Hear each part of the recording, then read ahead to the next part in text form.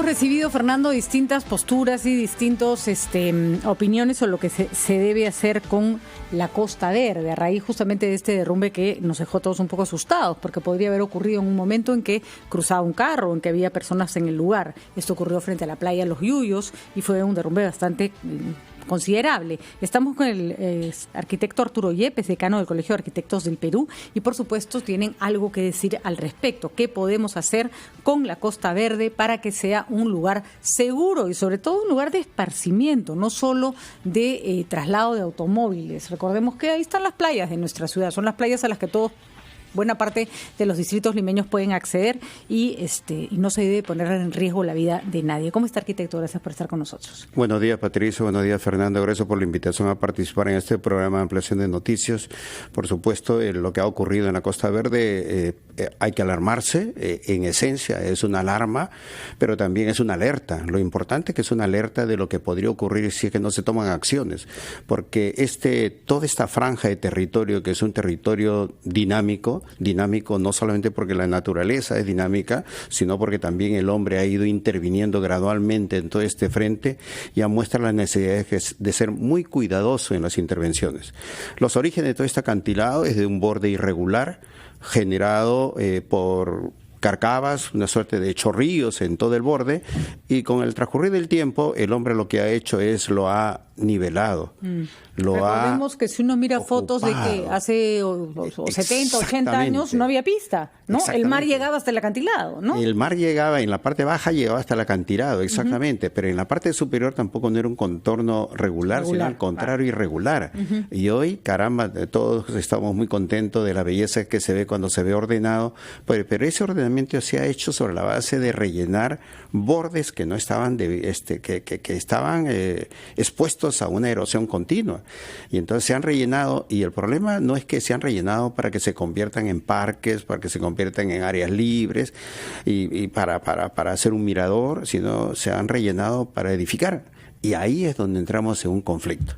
Y claro está que eso no ocurre en todo el frente de los 20 kilómetros, pero sí hay edificaciones que están al borde del acantilado, y la gran pregunta es ¿cómo lo hicieron?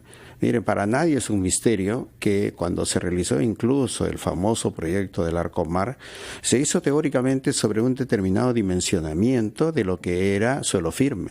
Sin embargo, hoy se puede consultar con los constructores y se puede comparar entre el proyecto original y el proyecto final, es decir, la obra final ejecutada, que al llegar hasta esos lugares no había todavía suelo compacto y hubo necesidad de ampliar los estacionamientos para encontrar suelo firme. Y entonces eso es lo que ocurre desde un proyecto aprobado bajo las revisiones exigentes de un calculista, de un estructural, que exige garantía en el suelo, porque para poder aprobar un proyecto de esta naturaleza siempre se tienen que presentar estudios de suelo que garantice que hay suficiente capacidad portante del suelo. Y entonces acá lo que tiene que hacerse es realmente revisarse todos esos estudios de suelo que han dado pie para que se puedan hacer estas edificaciones. ¿Qué puede pasar cuando se revisen todos esos estudios de suelo? Estamos hablando sobre cuántas construcciones más o menos, porque no es que hayan tantas tampoco cerca del acantilado, ¿no? Arcomar es una excepción por el volumen, algunos otros. Pero acuérdense que Barranco, especialmente en Barranco, las edificaciones sí están hasta el borde, como también en San Miguel. 5 o 6. No, yo diría más. Hay más edificaciones al borde del acantilado. Mire, la mejor referencia para poder tener una idea es que fíjese que en el sector de Miraflores, en donde han sido mucho más cuidadosos, se ha construido una pista. Y la pista es justamente el margen de seguridad, más el malecón, donde se ha preocupado de hacer un tratamiento paisajístico de todo el malecón. Esa es una franja de seguridad, y así debió ser todo el borde del malecón. San Isidro y Miraflores han sido muy cautelosos en esa parte, aunque hay algunas edificaciones que no han respetado, como por ejemplo el Estadio Bonilla. El Estadio Bonilla sí fue, se planteó muy al borde del acantilado, por eso durante la construcción se manifestaron muchísimas fisuras, ¿no?, que obligó a reforzamientos continuos durante la fase de construcción. ¿Tiene solución lo hecho? Sí, porque botar todos esos edificios ya no parece ser una opción. ¿Qué se hace de ahora en adelante, en breve? Es curioso que, por ejemplo, si bien es cierto, no vamos a pensar en demoler todas esas edificaciones, estoy hablando de las que están frente al mar. Sin embargo, la Municipalidad de Miraflores está tomando un camino. Por ejemplo, ya está planteando que el Estado de Bonía demolerlo. Entonces, y es un edificio público donde aparentemente no habría afectados, no, pero garantizaría no solamente una mejor apertura al paisaje del mar, sino porque también estaríamos evitando que lugares en donde hay concentración de público estén expuestos. Y entonces, miren, es una señal de advertencia. No digo que se esté mitigando el riesgo, pero es una señal de advertencia. Por ejemplo, ¿qué hacer entonces? El Museo de la Memoria que está más abajo, ¿también eso está mal construido o no necesariamente todo lo que está en el acantilado está mal hecho? No todo está. Recordemos, en primer lugar, que la masa edificatoria es totalmente distinta. Estamos hablando no de un edificio de 20 pisos, sino estamos hablando de una edificación de 2, máximo 3 pisos. Además que parece más contener que presionar. Exactamente. ¿no? Y que además ha seguido el perfil del terreno, porque siempre en la arquitectura lo que se busca es que la expresión arquitectónica sea una respuesta casi del paisaje. Entonces, ese es el atributo que tiene el lugar de la memoria. Eso quiere decir que no necesariamente construir en un acantilado está mal, sino que tiene que ser una construcción de acuerdo con las características del terreno que uno tiene al frente. Correcto, exactamente. Más aún cuando, por ejemplo, el tipo de edificaciones que se han hecho, es decir, estamos hablando de 10 a 15 pisos sobre la parte superior, y que además por estas normas de diseño se exige estacionamiento que están todas asentadas en el suelo, y entonces ahora nos hemos olvidado que todos los edificios vibran, y cuando vibran, eso ya... Pero hemos tenido algunos arquitectos ingenieros que nos han dicho acá que el hecho de que sea el estacionamiento más bien lo que hace es evitar que haya tanta presión y acumulación de tierra, y que eso beneficia el hecho de construir sobre un acantilado.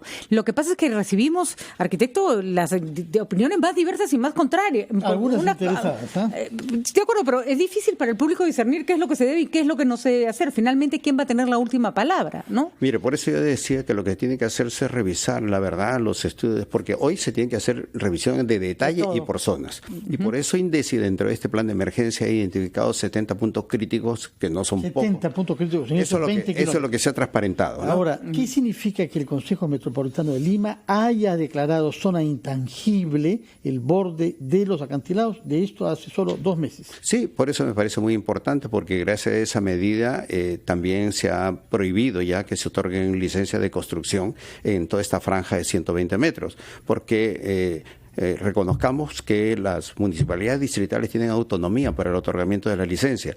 Con esta declaración, con esta intangibilidad, estamos evitando que las municipalidades distritales sigan con esta actuación de seguir autorizando edificaciones en esta franja. Yo creo que eso es lo pertinente, eso es lo correcto en toda esta franja. Y hay que revisar todos los conceptos. ¿La autónoma de la Costa Verde existe todavía?